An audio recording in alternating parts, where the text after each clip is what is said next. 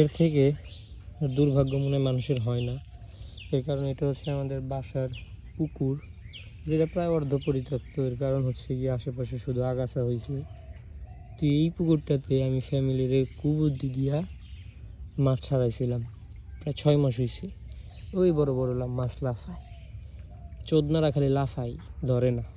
তো ব্যাপার হয়েছে কি, যে কুবুদ্ধি দিয়ে ছাড়াইলাম, এই মাছ ছাড়লে হ্যাঁ নয় তে নয়, এইটা সেইটা কত নানান বাহানা দিয়ে অনেক মাছ ছাড়ছি। মাছগুলো অনেক বড় বড় হয়েছে, খাদ্য দিলে দেখা যায়।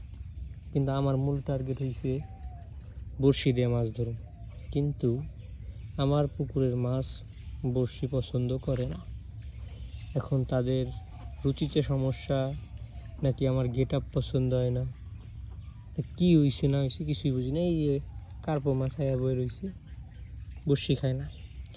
আগের ভিডিওতে একটা মাছ ধরছিল, তাও চলে গেছে। তখন বড়শি আসলে একটা, এখন দিছি বড়শি 3টা। আমার চাচাতো ভাই ইঞ্জিনিয়ারিং করছে, নতুন করে ইঞ্জিনিয়ারিং করে বড়শি 3টা লাগাইছে, যেন মাছের চোখে পড়ে। আগে আসতাম এমনি, এখন চেয়ার টেবিল রয়েছে। এবার এই যখনই সুযোগ পাই এরকম ফ্রেশ কোম্পানির প্যাকেটের ময়দা এরকম করে বানায় নিয়ে আসি মাছ ধরার জন্য, তাও তাদের পছন্দ হয় না। প্রথমে বড়শিটা পাতলাম, এনে খুব লাফায়, ধরে না।